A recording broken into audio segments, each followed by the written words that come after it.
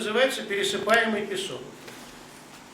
Эта строчка, как вы все знаете, из замечательного стихотворения Мандельштама. Слышно все, да? Я вроде говорю не в этот, а все равно слышно, да?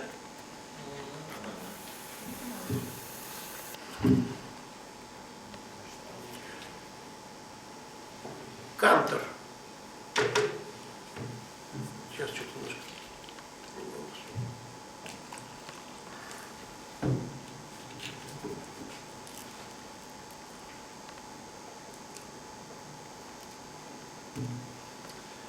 Как хорошо зимою слушать вьюгу, а летом дождь.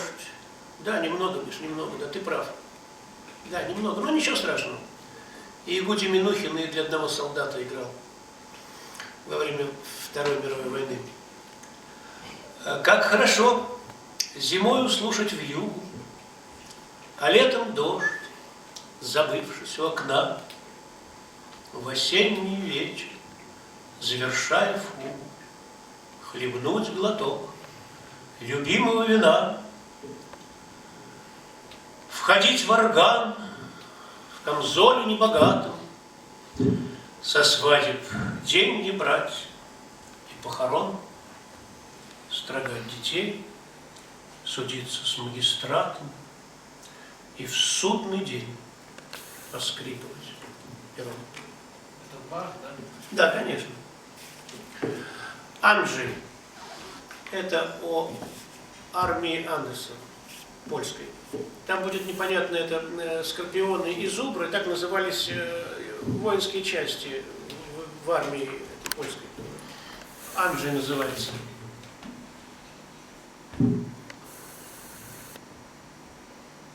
Видно, смерть до срока миновала, просвистела песни снеговой, от морозных лап лесоповала до окопов мерзлых под Москвой. Потерпи, согреешься в пустыне, где пески под танками скрипят. Хорошо им посреди Катыни отдыхать от лая и солдат, а в пустыне, озверев от зоны, зэки скопом лезут на редут, в ярком зное жалят скорпионы, зубры твердолобые грядут. Вас несметно под конец косило, где стояли насмерть егеря, у бессмертных стен Монте-Кассино, у кремнистых троп монастыря. И когда солдаты над Берлином отгремели выжившим отбой, поредевшим клином журавлиным потянулись странники домой. Но под птичий гам над головою отдыхать недолго довелось. По вагонам окрики конвоя и колючий перестук колес. Видимо, за то, что не убили, ты стоишь средь хвои и пурги на просторах посреди Сибири. Все не сходит на свои круги.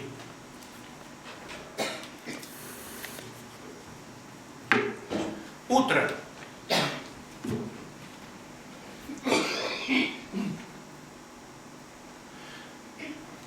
Не всегда был злым и веским этот лысый господин. Если утро встретить не с кем, налегке пройдись один. Вот он в простенькой рубашке бродит у Москва-реки, обрывает у ромашки и бросает лепестки.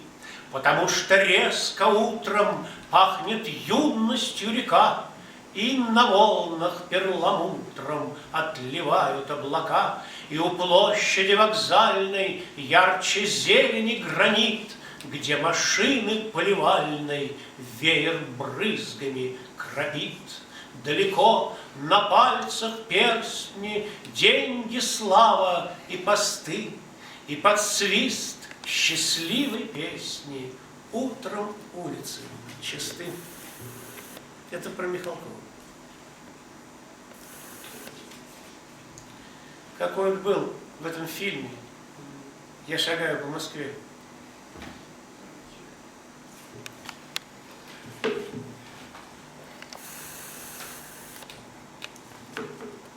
Рим,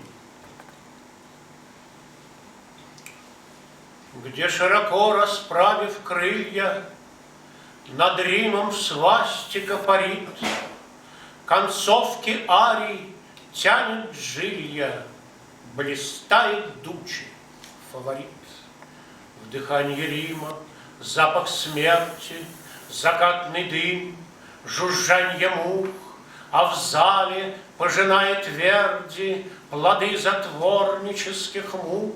Еще терзается на сцене страдальца грузное лицо. Еще над узником Скорцени не дернул резко за кольцо. У ног Марии римский папа в соборе молится Петра. Ребята хмурые в гестапо не унимаются с утра, кого-то рвут в глухом подвале, и он без голоса орет, и на всемирном карнавале не иссякает хоровод, и от Нерона до Каруза в кипенье праздничной реки проносит оперная муза свои кровавые клыки. Вот совсем другое стихотворение.